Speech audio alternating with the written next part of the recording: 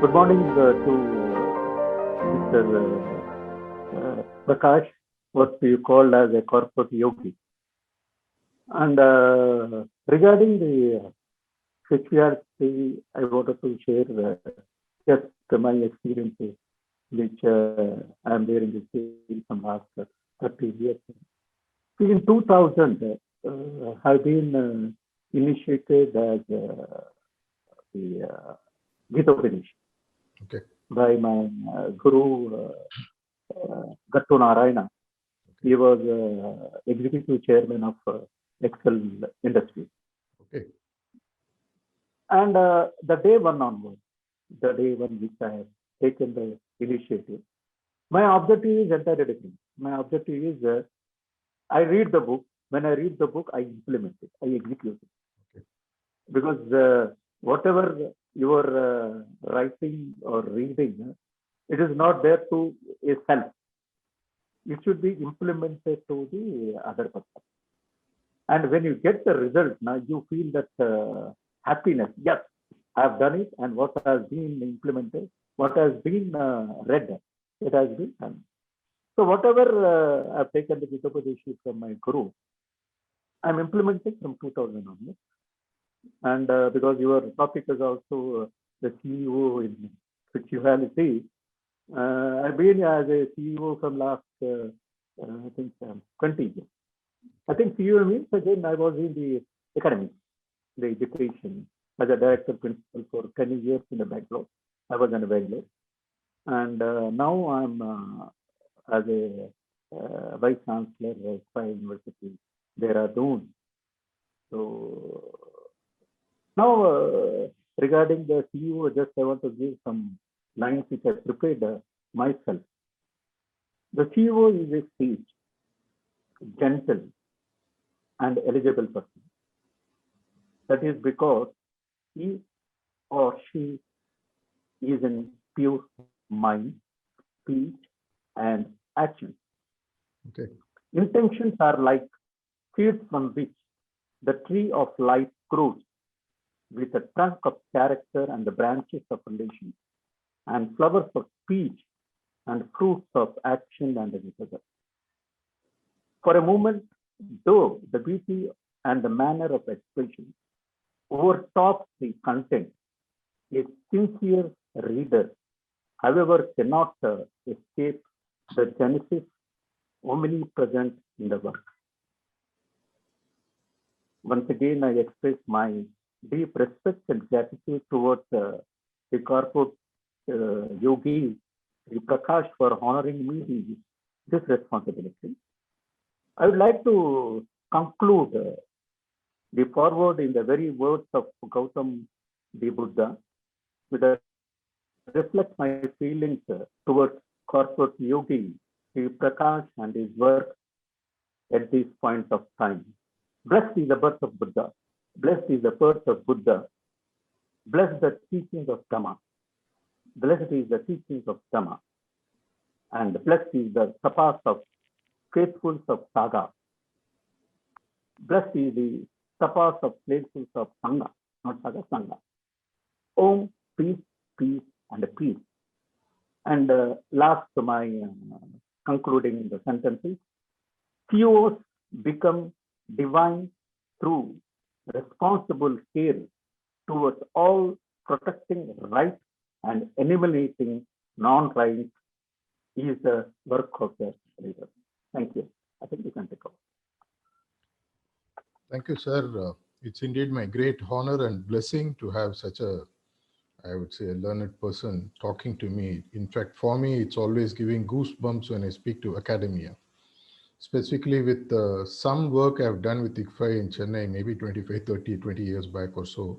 It gives me a lot of emotional connect when I speak to the Vice Chancellor of ICFAI out of Dehradun. You beautifully started off when you mentioned that learning is of no use unless you put it into practice. This is something that I fully subscribe to. And whatever I share in my life, normally I tell people that I don't differentiate between theory and practice. For me, I only experience what I have learned, what I have rather read, And once it becomes part of my system is when I go and share with others. The 3.5 decades plus that I have been in the industry, this is one thing which resonates very well with the input that you just now shared in the beginning. I remember that the seed of this book was sown long ago when this incidentally is my 11th book. My first book was released in 1998, and my second book went on to become a bestseller through Tata McGraw-Hill, and the 11th book, which is now coming out, is being published by Amazon in India through the publication arm called Westland Publications, based out of Delhi. I read long ago, rather I saw a YouTube video where a seed which was part of the pyramid in Egypt, which had been buried about 5,000 years ago, had been taken out, and scientists were skeptical if the seed would still have life in it. And when they actually put it in the soil and gave it water, manure, whatever, it started germinating and it became a beautiful tree. This in some way connects to the purpose behind this magnum opus of my book. If you look at the tradition of India, the quote that you aptly gave about Gautam Buddha, Siddharth, who became Gautam Buddha, or you take the Jains, or you take our own Sanatana Dharma, Lord Krishna, Ram, whatever, the amount of deep knowledge our people had somehow over a period of time had been lost because maybe because of our necessity out of the British invasion or whatever you want to call to ape the West. And instead of going with what we already have, we started copying and emulating. I wouldn't say it's wrong, but when you already have everything in your own home, why go and take it from elsewhere? When I look back at many of the scriptures that I have had some time to read, everything that one needs to do both on the material life and in the spiritual life has been beautifully covered in all our scriptures. If you take the story of Ashoka, who was transformed because of the teachings of Buddha, or many of the saints in the past who have had exposure to both ruling a kingdom as well as ruling the holy world, they all have shown that walking the path of spirituality is not something for those who have to quit management or material life. It is something that both can do. And people who have honed their skills through the spiritual practices have been actually better kings, better prime ministers. We have living examples in the last 2000, 3000 years of our civilization where people were grounded much better with some kind of a spirit. It doesn't matter which belief system you follow. As long as you have spirituality, finally, in my view, boils down to basic value systems that one practices, like what Mahatma Gandhi would say, ahimsa, or what maybe Jesus Christ would say in terms of love and compassion, what Lord Krishna would advocate as bhakti.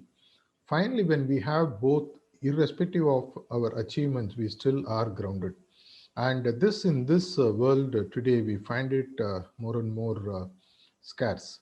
I wouldn't say it's absent, but it is scarce. And by the time a CEO realizes that he should have had a different approach to life, I speak to several CEOs, part of my coaching and consulting initiatives. Many of them, towards the fag end of their career, say that Prakash, if I had a rewind button, I would have gone back and done something different to include values. Look at inculcating ethics, morality, things like that. So these are the founding pillars. And this sort of gave me the trigger to look at the concept. In fact, when I coined the word spiritual CEO, many people said it's almost an oxymoron. They said it's not possible to be a CEO and to be spiritual too.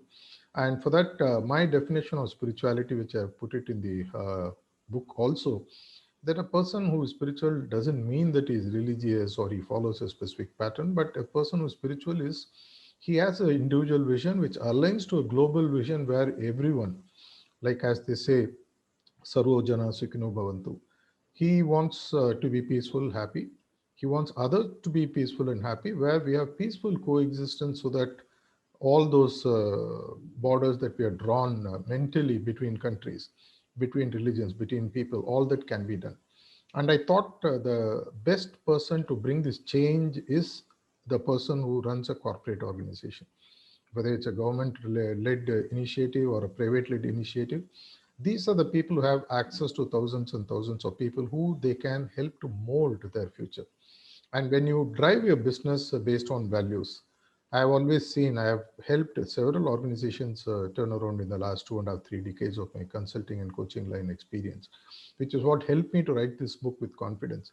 That when you have values, it doesn't mean you lack a backbone. In fact, when you have values is when you actually stand up. Like what Mahatma Gandhi would always say, Dharma is when you are able to stand up irrespective of the opposition that you face. And that challenges can happen inside an organization. Whenever I meet many of the CEOs where the organizations in question has had some questionable practices, either against the staff or against market or whatever, they all say that given a choice, we wouldn't have done all these things, but we do it because of the market pressure, bottom line, top line pressures and things like that. And we go around helping them to sort of redo what we call as the spiritual DNA, help them to actually not just have values, but develop a spiritual DNA and incorporate in their organization. Many have come back and said that while making money, they're also peaceful. One of the CEO once famously told me that, Prakash, irrespective of the crores I have in the bank as my stock holdings or earning, at the end of the day, if I can't have a peaceful sleep, what is the point? So in this book that I have taken as Spiritual CEO, I take it across about 9 chapters, where it starts with the advent of an entry-level CEO and how he changes and transforms and finally metamorphosizes into a spiritual CEO, and how the enterprises actually surprisingly keeps growing better and better as they go along. So this book, in my view, whenever it's going to come out in next few more days, maybe max 2 weeks, it will be sort of a veritable treat in the hand of any CEO. I've written it very in a racy way, using a lot of metaphors, stories, specifically from Mahabharata, Ramayana, predominantly from Indian mythology and literature. And little bit here and there, I've also used certain stories from abroad, specifically from movies, which is a great way to learn as well. Being a vice chancellor, you know that no management lesson is complete unless you play a movie and debrief it. So this would be a racy read, and I have made it light so that a person will be able to buy the book and read it in less than 2 hours. And also for corporates who would like to actually take it and give it, we are working with Amazon. They have been kind enough to offer bulk discounts for corporates so that the people actually can buy it and run it as a course also inside. So that's a brief about the book, sir. I would be happy if you would like to ask any questions or share your thoughts on this concept. What do you feel the concept of a spiritual CEO can do to this world? What would be your take, sir? Yeah, my take, actually, I agree with you. I was telling in my earlier, theory is better than the practice completely. Now, as you said that if you're a spiritual man also, as a CEO, if you want to implement it, does not accept. Now, you have the environment research. How you manage that environment, it is the CEO's job that how you coordinate with the people. Correct.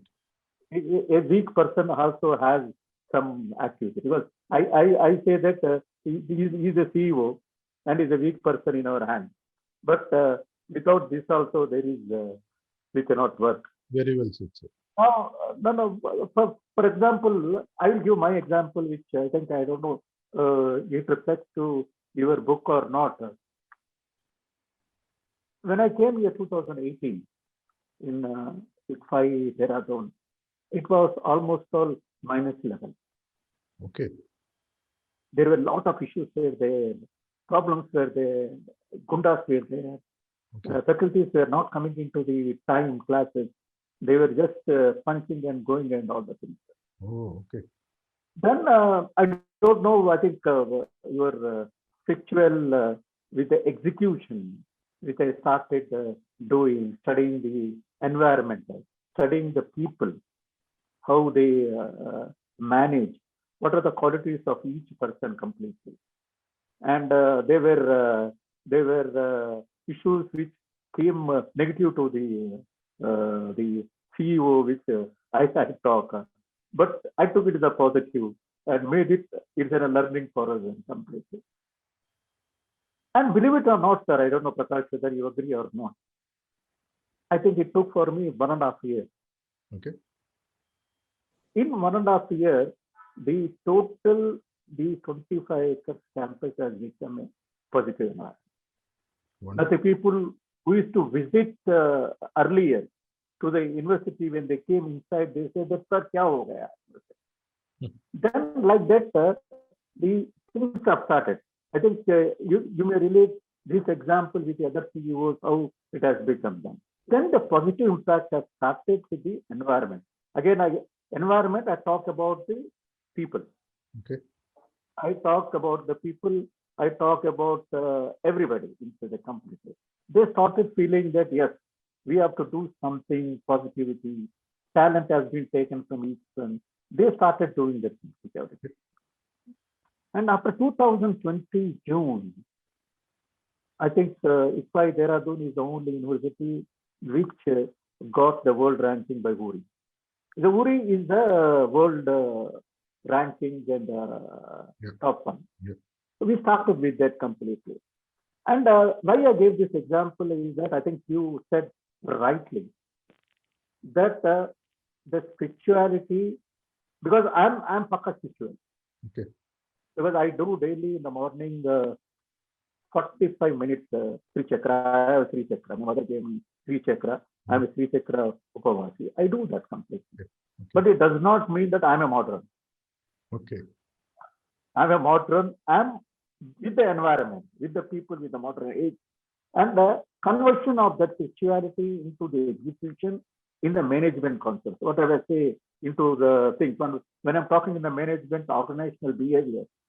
Now, organizational behavior, you talk about people, you talk about emotional levels, and how you make that emotional level into the exchange, whatever it is they're completing.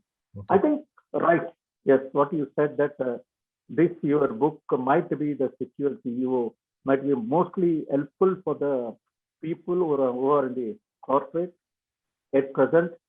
Those who are having a gap, how to transform this spirituality into a execution level, or what I can say that in our words, outcome based. Correct. When it is outcome based, then you feel happy. Otherwise, no. So this is my takeaway from your summary, which I gone to your site also. I've seen several people have given a lot of comments and other things. I spent time about half an hour by going to your site and seen everything completely. Kind of. And again, I give this is today. I am in this positive environment because of my Guru Gattu Narayana. I think you can go and just type in the Google Gattu Narayana. You can see videos and all the things. And now the corporate yogi, you are there now at present. I'm very happy that I'm meeting you today, and I think this book will be a best of the people in the corporate world. They'll be taking forward and namaskar. Arti, congratulations, sir, for turning around in less than 2 years. When I heard your story of how you turned around Dehradun with the Gundas and all that, I was reminded of the movie which came in 1950s or 60s of Shantaram, Do Anke Bara, where it takes about 5-6 prisoners who have been given death sentence, and how it transforms them. Sir, here I want to see a pause. Here, I'm a South Indian. Okay. I'm Pakka Hyderabad. Oh, okay. So I came from Bangalore to the North India, where I don't know. They say that Deva Bhumi is against spirituality. It helped me to concentrate. Because if it had been in the same place and got the system changed, it is different. Correct. But I'm totally Hyderabad. I'm from Hyderabad actually. Okay. I was in Bangalore for about 10 years and came here and all the things. Okay, sir. Yeah. Really, it's really a pleasure, sir, because this book would also be a sort of a wake-up call to many people who think that money is the only thing to run corporates. Of course, money is obviously needed because, as Peter Drucker would say, the only purpose of business is to make profits. But while profit might apparently sound to be monetary, profit also means You have to make human relation profits, you have to make connection profits, you have to make emotional profits. So the profit as a word can be really taken in different contexts. So actually, this is a book which I hope would also be kept in your university for. It's my dream actually that someday that some university runs an MBA on ethics and morality. This is one of, if not a full-fledged course, at least one paper, and where this book and similar other books can, some of the work by Kant or whatever, can actually become the base for which such a, because if there is one area where corporates today have a big challenge is the ethical and moral standards of the top level people. Instead of doing business in an ethical way, for which some of the Indian business houses are well known, today it has come that cutthroat competition, and they believe that they can do whatever is needed for them to move ahead, which actually goes against the basic fundamental human principles for which you're supposed to be standing for. I hope that this interaction kindles a lot of interest thinking, because you being a learned person and well connected, a lot of people will surely take your inputs very seriously and start putting them into practice. And really thank a lot for getting on the stage with me. I'm really honored, humbled, and I seek your blessings to ensure that this book becomes a success, and many people buy it, read it, and implement it as you rightly put, sir. Thanks a lot, sir. It's really indeed my pleasure. Till we meet again, my pranams. Thank you, sir. Thank you. Thank you. Thank you. Thank you. Good Thank you, day, sir. sir.